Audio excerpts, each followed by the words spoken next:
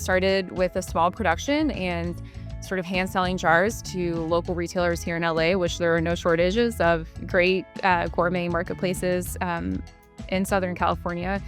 And it just sort of took off. I feel like right place, right time. There hadn't really been a marinara sauce or a pasta sauce in the category that really introduced something new, playful, and fun and fresh. And it was a very dated and sort of untouched space for some time. So I think the retailers here in the West Coast and in Southern California were very excited to see something new and also local. And going back to my point of like most of the origins of this category live on the East Coast, didn't really see many brands originating here in LA that could introduce a new story.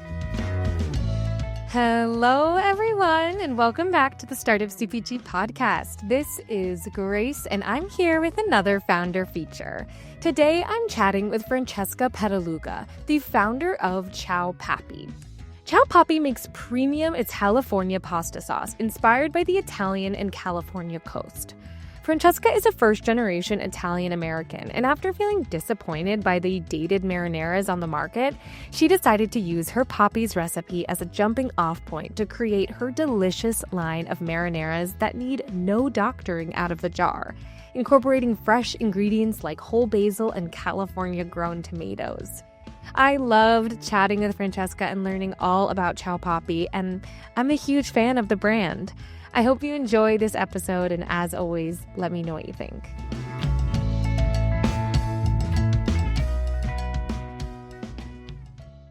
Hello, everyone, and hello to Francesca. Welcome to the show. Hi, Grace. Thank you for having me. I'm so excited to be here.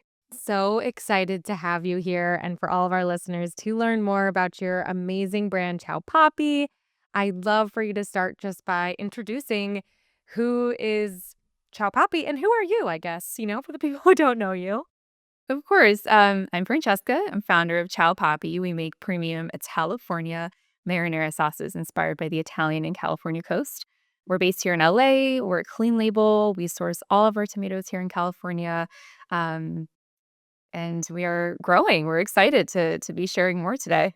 Yes, I'm so excited to learn more. For those who don't know Francesca, she's been a part of the Startup CPG community since she launched, and I've connected with her before and gotten to try the amazing Ciao Pappy sauces, including the Calabrian chili one that's so good that I'm sure we'll talk more about, and just the whole range, and they're really delicious. And I have unfortunately already run through all the samples I received, but that's just life. So I'd love for you to share a little bit more about the background of Ciao Pappy. Why did you not only decide to create a pasta sauce brand, but why did you decide to blend the coasts of Italy and California to create this unique product?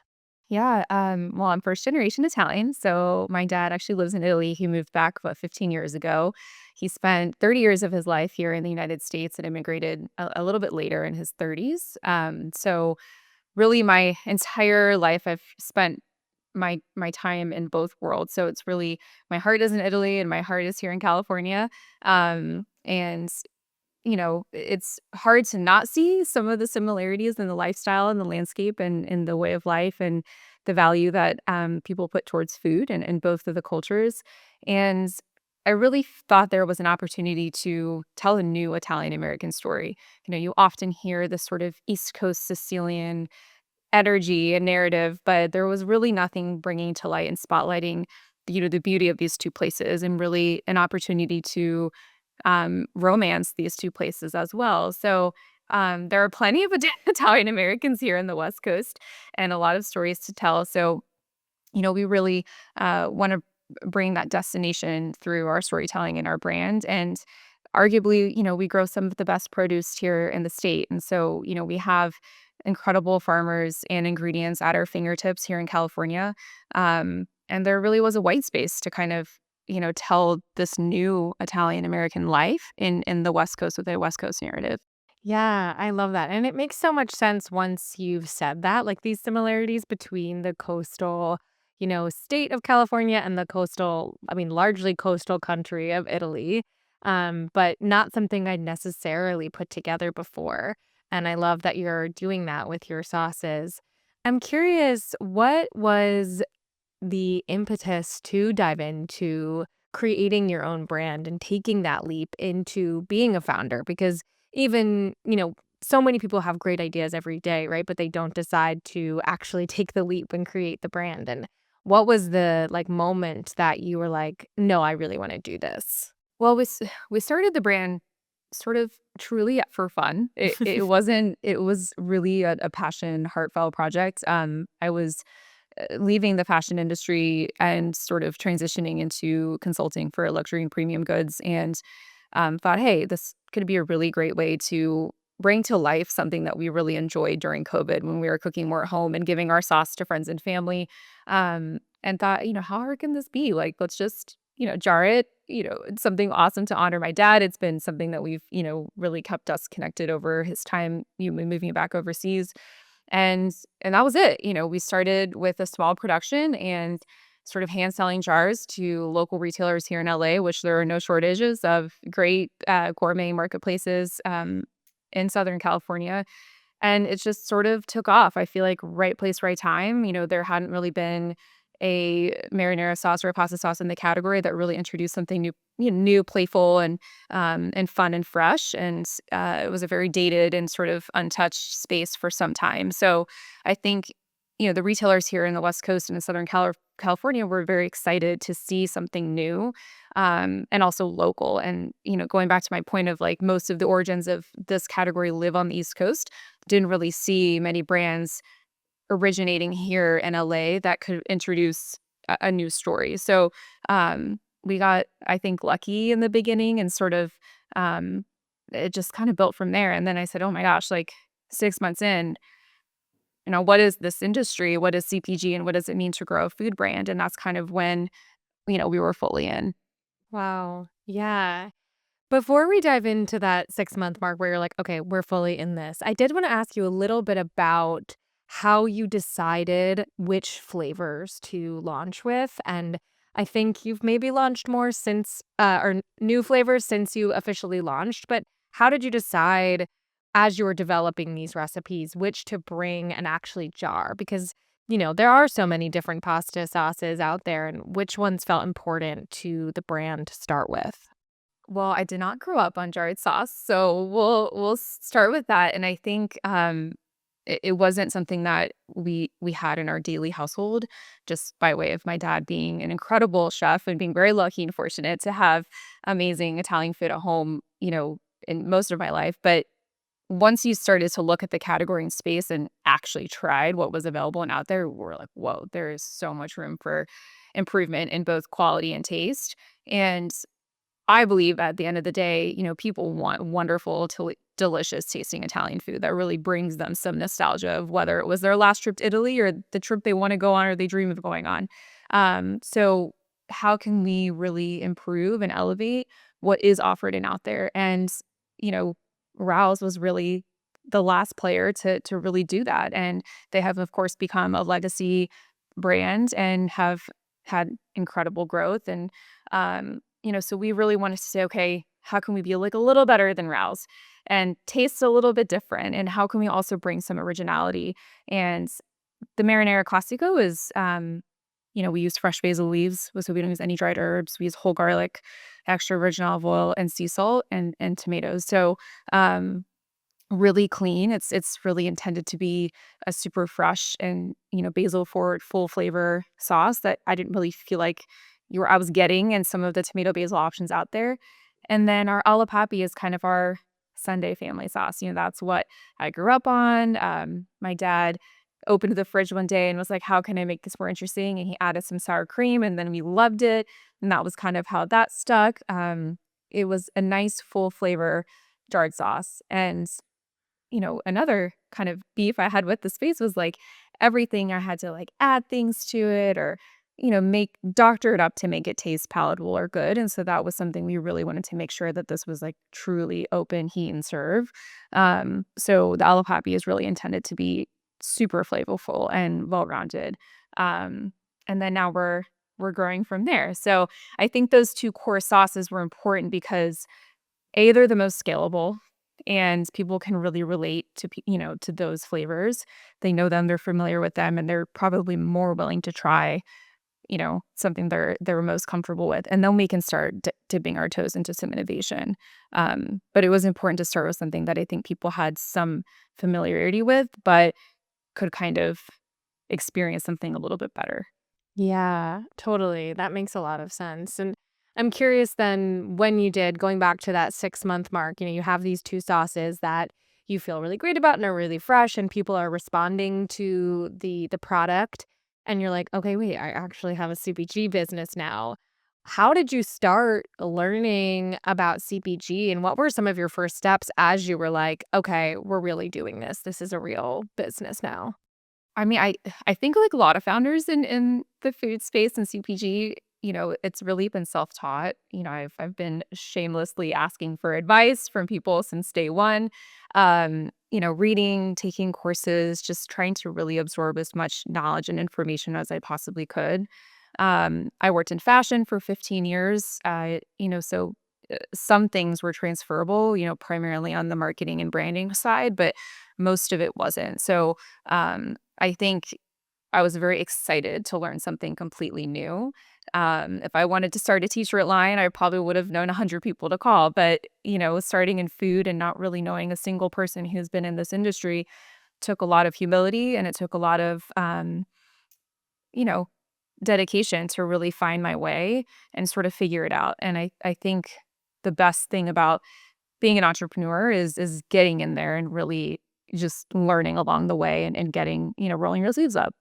Yeah, totally. And that's such a common story, I feel. I think it's more of a rarity. I think I said this before, more of a rarity for me to speak to a founder who's like, yeah, I had 10 years experience in CPG and then I decided to start my own thing. Almost 9 out of 10 founders, I would say, are like, "No, I never did CPG before, and I really wanted to create this thing." So I think that's a really common experience, and I'm curious, after you had been going to these maybe, like, local retailers who were and, like, handing out the jars just to be like, "Hey, do you like this?" What were some of your next steps in terms of getting the sauce actually into stores or in front of people? Like, were you hitting up the farmers markets? Were you still just hand delivering sauces? Like, what were some of those, first steps in terms of actually getting the sauce out there? I think it was really important for us to get really great shelf space at high visibility retailers like a juicer grocer or a fern shop or Goop or these places where there's a lot of discovery. Um, you know, People are shocking, they're looking for cool new products, having fun with it. And that was a priority for us in our retail and sales expansion. And it was very effective. We had a ton of discovery in those stores. And we've always been really focused on kind of like owning our backyard first and growing from there. Kind of going back to filling a white space, I think again, we just were really lucky because a lot of retailers in mom and pop shops and specialty stores in the West Coast were looking for a new kind of emerging brand in the space. So, we were found and discovered quite easily. Um, but I think for us it was most important to get established in a premium marketplace to then scale into the right grocery because once you go down, you can't go back up. So we really felt it was important to start at the top, and find a good place in the specialty store channel so that we can still have a foot in specialty, but also start dipping our toes into the right premium grocery as we grow. So that was always kind of the hope and strategy to kind of nurture the direct business first. Yeah, and it seems like I guess that strategy seems to be working out as we were discussing that there are some exciting like retail launches and exciting growth that's happening right now. And how did you decide to start making those steps into larger, retailers perhaps and expanding maybe a little bit further out of your backyard? How did you decide make those decisions? And then also if you could share with our listeners like what is happening in terms of your Yeah. retail presence? It's expensive to grow, as I think a lot of people who are in CPG know. We actually had an opportunity to move into Whole Foods a year ago. And so, we now just launched in January in their local foragers program. So we're now in 39 locations. We started with 33, now we've grown into 39. So shout out to the Whole Foods team. Have been so supportive and amazing. They've been just such a perfect partner to make that step. But a year and a half ago when we had started conversations, we just couldn't get our costing to really make sense. We were still really small. We were still doing small production. And I think taking that step into increasing our volume and finding, a more competitive co-packer that could produce our sauce still at the quality and value that we wanted took time. And so it was okay. Like we took a year of really, you know, building bigger growth opportunity last year. And that's kind of, proven to be really successful. But I think growing at the right time for you and for your business is really important, and not rushing into growing too quickly or too fast where you can't sustain the cost of what it means to take that step. Yeah, totally. And now that you are in Whole Foods in 39 stores, how are you supporting your presence in store?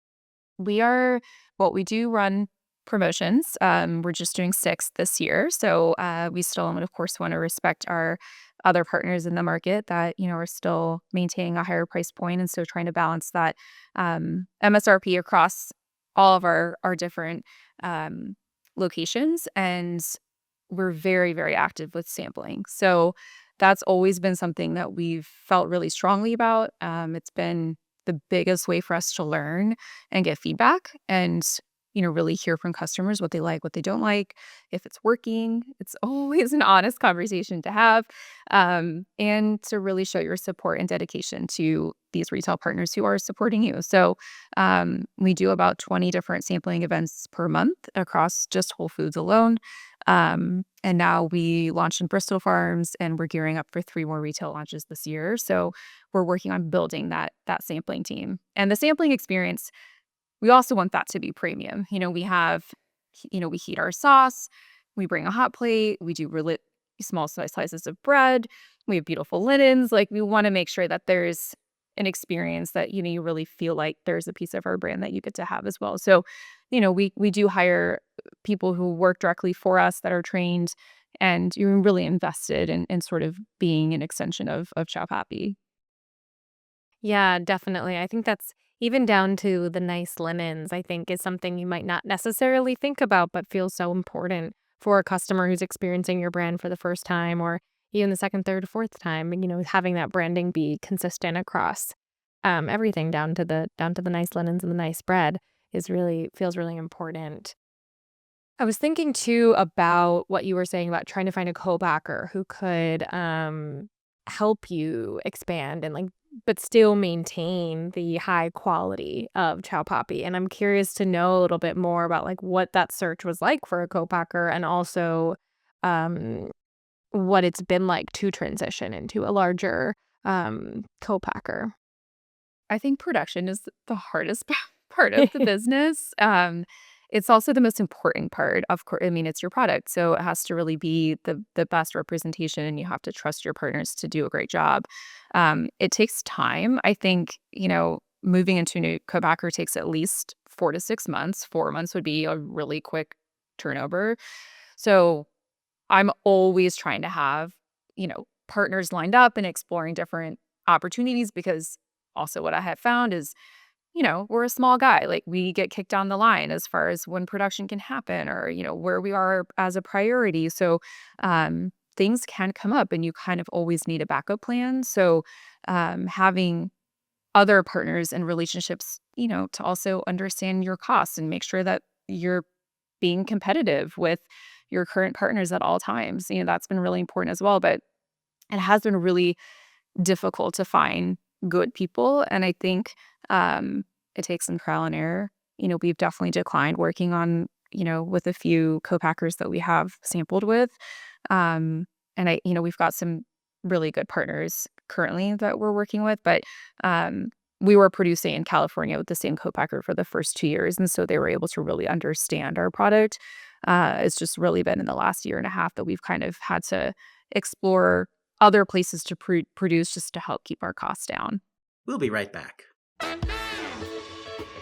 Are you going to crush it on Amazon this year? It's such an important channel, but it's so hard to do alone, and most agencies are a total ripoff. We can't afford $5,000 a month and a commission on our sales. They just don't get it. That's why I love our partners at Daybreak. They are full service, meaning they do the creative work, the listings, the logistics, and of course, all the ads, all with the most reasonable retainer out there.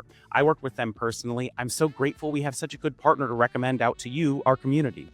They do evaluate your product first to see if it might be a fit. So if you want them to have a look, email them startupcpg@daybreak.agency and they'll do a free audit for you. Good luck, everyone.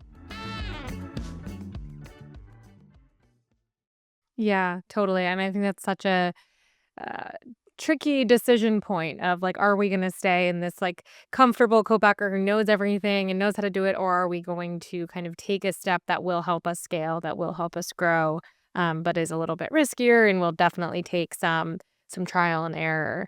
Um, as I'm thinking about how you even find a co-backer, or how you find any good partners, I'm curious if there are any like resources or other founders that you rely on to help you understand whether or not a partner is going to be a good fit for your business, or if they're going to be someone who maybe you should not work with.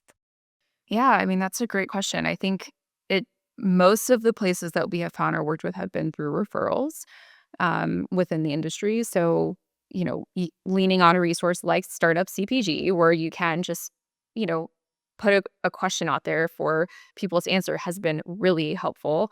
We have found introductions that way. We have found introductions through even other vendors, like our glass and box suppliers. They may know who they service and they can help point you the right direction. So if you can get a little savvy with sort of how the whole supply chain functions and say, okay, where could I maybe find an intro of different parts of the supply chain that kind of work together? That's been one way I have found introductions, but it's not easy. It's not, you're very old school. So there's not a lot of resources online specifically that can help direct you just by a Google search. I mean, of course, it's a great place to start, but um, most of these production and manufacturing partners are pretty old school. So Right. There's like some hidden email behind to somewhere that you maybe yeah, could find if you went, through 18 different pages yeah. to contact them. But I'm with that thinking, said, they yeah. do love a phone call. So, I Mm, mean, always just pick up the phone and call. And I think, that's a good way to just get a quick answer to see if it's a good fit or a place to start. yeah, totally. It's we forget sometimes. I feel like now it's like we're everything we do is like email, message, Slack, whatever. It's like you can just call someone, leave 'em a voicemail. Yeah. Yep. It could work Exactly. too.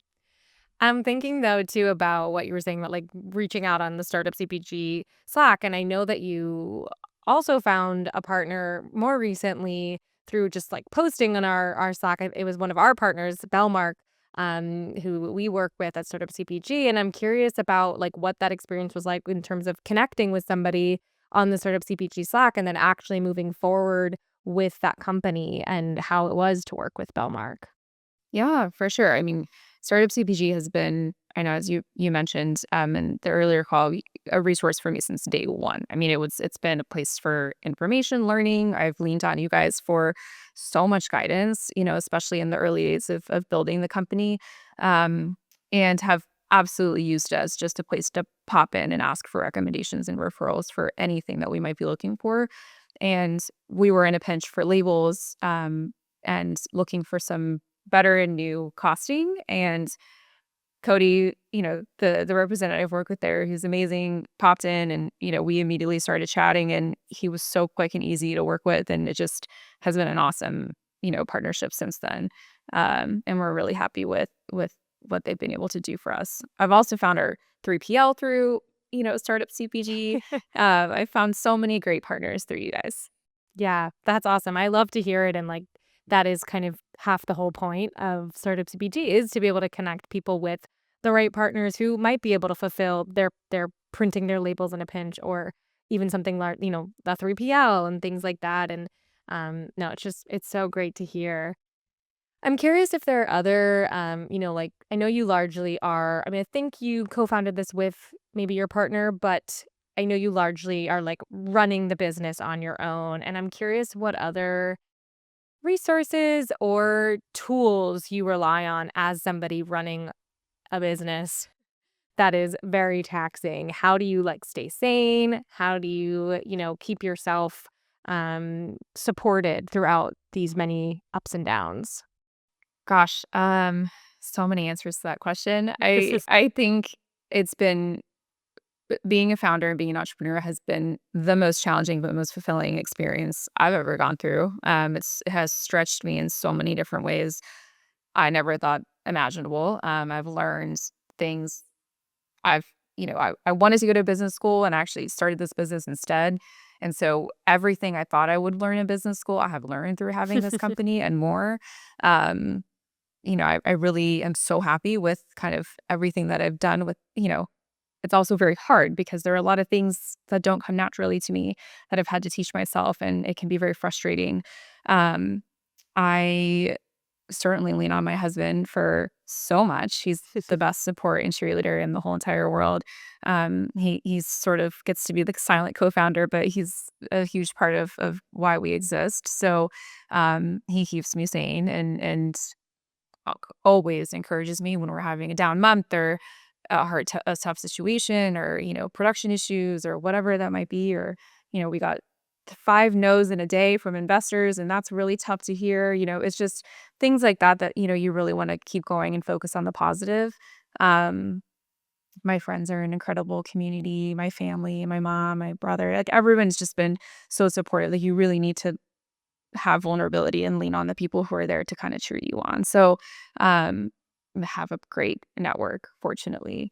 And you also have to turn it off. Like you have to find a time during the day where you're like, shut it down and just, watch Netflix for an hour before you go to bed. And that's it. Like, and find some time for yourself. I also prioritize working out in the morning to make sure I have some time to move my body, eating well, and really just trying to manage work-life balance as best as you possibly can, knowing that, of course, running a business is extremely demanding. And you're never off the clock, but I think finding some time for yourself in the day is really, really important to kind of detach and truly commit to detaching from the day and move on. And the next day is a new day. Right. It's so hard. And I mean, I feel like even for people who don't start businesses that are like their blood, sweat, and tears, it's still hard to have work life balance sometimes. And so I can only imagine when it's like literally your child that you've put everything into, how hard that could be. Well, and it's hard to have perspective too when you're in it, right? You don't really get to see the progress as much as the outside world gets to see your progress, or your outside family and community are just so happy and proud of what you're doing. And, we're here every day thinking, oh my gosh, like I still haven't accomplished all of this. And you don't really get to honor what you have done to now and really celebrate those little wins because they all really matter. Yeah, and I'm speaking of that, I'm thinking about like what has been one of those moments where you felt able to kind of take a step back and be like, wow, I feel really proud of what I'm creating here with this brand and with this product. Yeah, no, I think what we really want to create and what we are creating is a family legacy. And that's really our intention, is to have something, to create something that can be shared with others. We don't have something that represents our family as a whole, our lineage, and this is really something that has been able to blend these worlds and this new culture that has, evolved as we now live in so many different parts of the world. And um, I feel really proud about that. I feel excited to honor my dad and, what he's done and the risk he's taken in his life and what he's given our family. And of course, my friends and everyone who's had the chance to enjoy him and his food and, want him to be the Italian dad in everyone's kitchen that they can reach and open the pantry and Poppy's cooking tonight. That's the hope, is to really give a little bit of piece of us. That's so sweet. I love that image too of just imagining, the proverbial poppy, even if it's not your poppy. Yeah, totally. Anybody is Anyone's Poppy. exactly the proverbial poppy. But thinking of kind of the flip side to most proud, right, is what has been one of the hardest moments. And I think those can be so important to share with fellow founders, even though they're so scary in the moment. Like, what's been one of the hardest things or moments while running Ciao Pappy over these last few years? I think navigating growth has been tough. You know, it's so easy to want to blow your company up and expand and everywhere as fast as you can, because it's exciting. I mean, who wouldn't want to do that, right? I think we've really been very cautious on how we're growing with what capital we have to grow. And so with that said, fundraising has been very tough, and it's been a challenging environment to really fundraise based on everything that's been going on the past 3 years. But it's it's okay. I mean, we've maintained our profitability. We're a very healthy business. We've been able to scale in a really controlled way where we can have lasting power, and we're not just like dumping our product into a market where nobody knows who we are and we can't make a proper introduction, or we can't invest in the marketing to actually, you know, share what the product is. So having the ability to control our growth has been really, really important. With that said, I'd love to grow, now that we have a great foundation, we're ready to do more. And I think getting into that growth has been hard in the rate that I would love to see it do. Um, but it's a tough CPG is tough to raise money for sure. And I think, but there's also so many other ways to get funding. Grants are an awesome avenue. There's really creative ways to get financing. And so I've really learned to educate myself in other options to make sure that we are able to take advantage of growth opportunities and that we can then come to investors with a really compelling story and, proof of concept as well. So, but it's hard. It's definitely a full-time job and, definitely you need a lot of tough skin to take mostly no's and Mm-hmm. uh, always keep a smile for sure. Yeah, totally. I was remembering one thing you were saying. I think this is the last time we talked, but you said something about like California being I forget, how large the California economy is in and of itself, and like how that is sort of part of the reason you are focusing so heavily on California. Can you remind me and our listeners of like what that is? I mean, last I checked, pretty sure California is the third largest economy in the world. So we have some of the best potential in the state here alone. And so I'm in no rush necessarily to really expand outside of this until it's the right time and we can really support it. We are moving into Northern California distribution this summer, which is super exciting. So we're on schedule and on plan for that expansion. But I mean, I truly believe there's tens of millions of dollars in revenue you can do just in the state of Cali alone, and then sort of blossom from there. We want to have some strong muscles before we dip into East Coast, but Yeah. we've got so much low hanging fruit and potential here. I think people actually really love the local story and that we really source most of our ingredients in California. So it's easy growth, and nothing's easy, but it is easier growth to kind of, do it here. Plus, it helps all of our costs, all of our costs are centralized. We have 1 or 2 warehouses, all distribution is kind of in a closer place. We're not moving product around. Our overhead's much cleaner and much leaner. So that all goes into kind of wanting to maintain a really healthy P&L and L and balance sheet. So Yeah, that makes so much sense, and it makes sense too that like California people love the fact that things are from California. They love it. We all love a founder story too. Like you're from here, and but you're also from Italy, and it's such a good founder stories, but particularly for fellow Californians.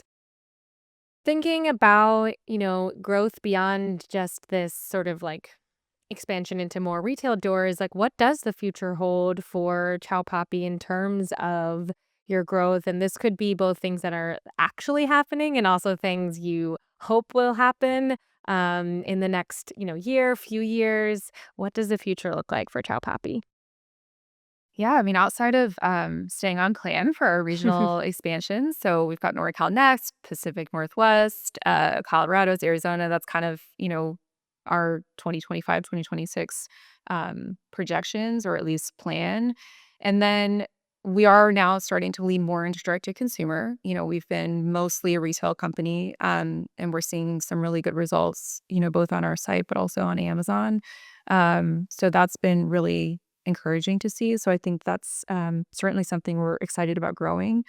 And then sort of third-party partnerships, corporate gifting, there's a huge opportunity there, in the gifting space. So, we're working on some exciting partnerships on that front. And then food service, that's another channel we're just starting to dip our toes into exploring his.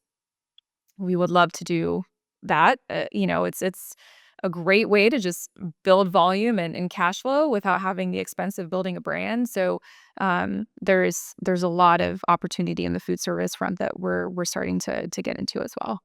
Yeah, that's awesome. Very exciting. Next time, a year from now, maybe I'll be eating Ciao Pappy Yeah, in the airport or something. totally. Who's to say?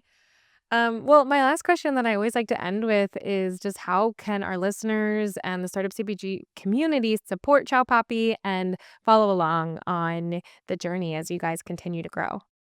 Yeah, I mean, well, I have you guys to thank for a lot of our growth and success. So, keep offering all of the amazing resources and webinars and access and grants and booths and everything that truly helps founders in such huge ways get visibility and get out there. I think you guys do an incredible job with your Shelfie Awards and just ways to kind of acknowledge and bring awareness towards emerging brands. And I do feel that there are these buyers and other consumers and founders keep an eye on what Startup CPG is doing. So there's so much power in what you guys have. And, this is just such an incredible opportunity to be able to share my story with you all. And thank you just so much for all of your generosity. But yeah, the resources are gold. So I would say keep those coming. I definitely utilize them anytime something pops up that I need more knowledge about. That's been very, very helpful. Yeah. Oh, that's so sweet of you to say, and I'm really glad it's been so helpful. And um, yeah, that's really wonderful to hear. Well, where can people find Ciao Pappy if they want to learn more, or just follow you on social media or something? Yeah. Our handle is at Ciao Pappy, on pretty much every platform, on every platform. Ciaopappy.com. We do all of our direct to consumer there, and we also have an Amazon shop. Retailers, of course, if you're in Southern California, we're at Whole Foods, Bristol Farms, a few more rolling out in the next couple of months, and a ton of specialty stores. So just check our store locator, and you can find us there. Amazing. So exciting. Well, such a pleasure to have you on, Francesca, and to hear more about Ciao Thanks, Pappy. Grace. As I said, I love all your different sauces. They're so delicious and Thank truly as you. fresh as they sound. And such a treat to Thank chat. you. Thank you so much. Appreciate the time. Thank you. Yeah. All right, everyone. Thank you so much for listening. If you enjoyed this episode, it would help us out so much if you left a 5-star review on ratethispodcast.com/startupcpg. I am Grace Kennedy, the host of the Founder Feature Series, so feel free to add me on LinkedIn or reach out to me on Slack. I'm always on the hunt for new and exciting brands to feature. And if you're a potential sponsor who would like to appear on the podcast, please email partnerships@startupcpg.com. And finally, as a reminder for anyone listening, if you haven't already, we would love for you to join our community on Slack. You can sign up via our website, startupcpg.com.